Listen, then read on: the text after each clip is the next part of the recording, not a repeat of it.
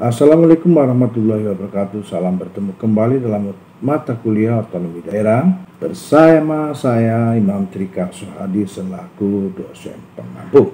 Mahasiswa dan mahasiswi yang saya banggakan, materi kita pada kali ini adalah lanjutan dari sesi pertemuan kita yang ke-12, di mana saya pada saat itu menjelaskan bahwa manajemen yang cocok bagi birokrasi adalah manajemen terbuka.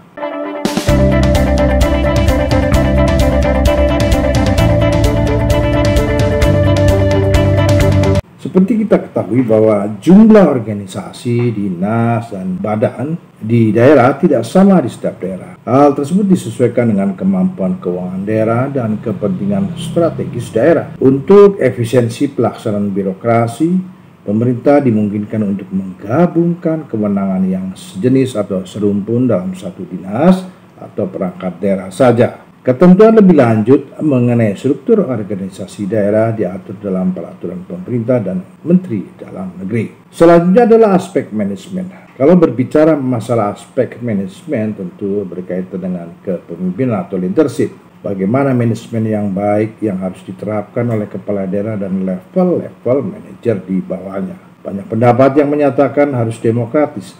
Tetapi saya tidak setuju tentang hal itu karena manajemen demokratis tidak sesuai untuk diimplementasikan di organisasi birokrasi, melainkan hanya pada lembaga legislatif atau organisasi komite.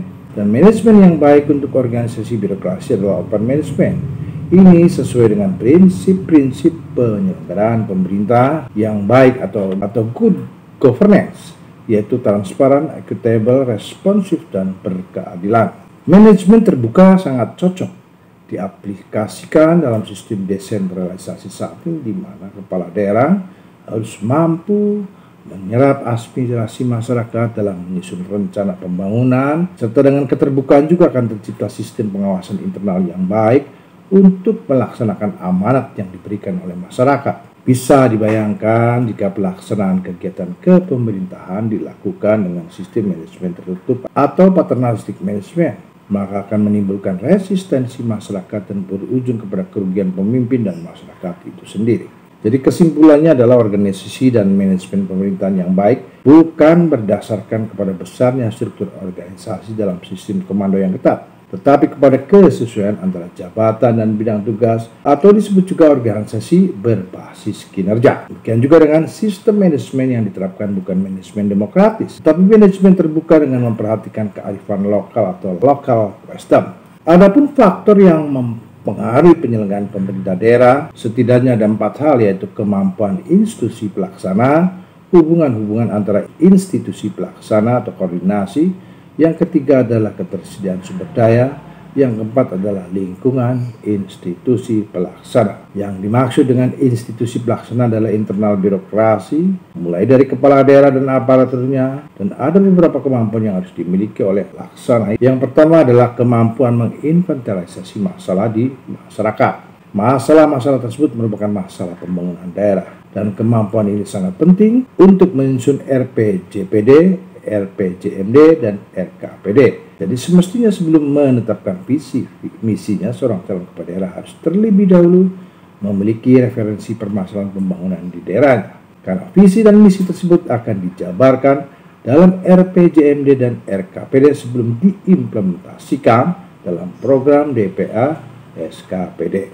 Permasalahan pembangunan di setiap daerah pasti ada yang sama, ada pula yang tidak sama, karena masing-masing daerah memiliki karakteristik yang berbeda. Permasalahan pembangunan yang biasanya muncul adalah disparitas, korupsi, kolusi, dan nepotisme, terutama dalam proses pengadaan barang dan jasa, rendahnya partisipasi masyarakat dalam pembangunan dan kualitas pembangunan dan pelayanan publik yang buruk, serta rendahnya responsivitas pembangunan terhadap permasalahan masyarakat atau tidak sinkronnya antara kebutuhan dan keinginan masyarakat dengan realisasi pembangunan yang dihasilkan oleh pemerintah. Inventarisasi permasalahan pembangunan dapat dilaksanakan dengan berbagai cara, diantaranya adalah dengan observasi langsung, meneliti hasil penelitian yang relevan, atau dengan melakukan fokus group discussion, dan cara-cara lain dengan mengkombinasikan berbagai strategi, sehingga sangat tidak dianjurkan hanya mengandalkan jasa tim ahli atau orang dekat saja, karena objektivitas hasilnya akan diragukan, validitasnya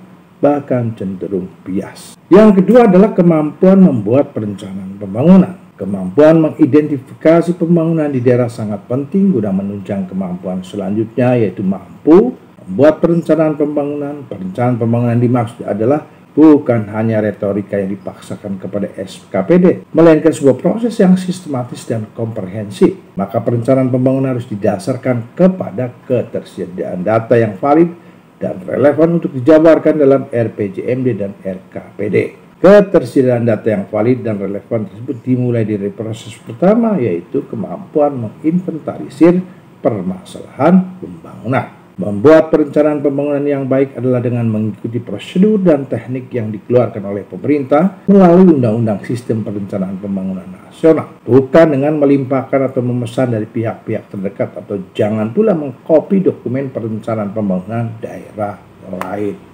Kemampuan membuat perencanaan pembangunan yang baik inilah yang dijadikan ukuran kapabilitas dan kehandalan seorang pemimpin. Untuk melihat apakah rencana pembangunan itu efektif atau tidak, dapat dilihat dari rekomendasi atau RKPJ kepala daerah oleh DPRD dan IPM serta celah fiskal suatu daerah apakah bernilai positif atau negatif. Yang ketiga adalah kemampuan mengidentifikasi peluang pembangunan di daerah. Semua daerah di Indonesia memiliki potensi yang sesuai dengan karakteristik geografis, geologis, dan geoekonomis setempat.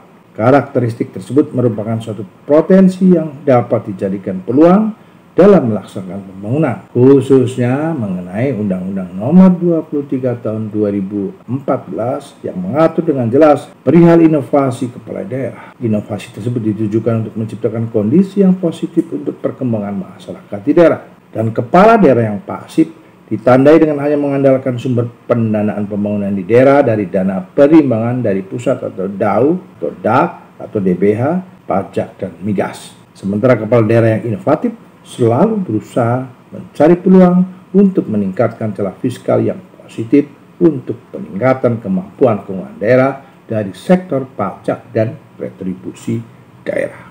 Nanti kita sambung lagi di episode berikutnya.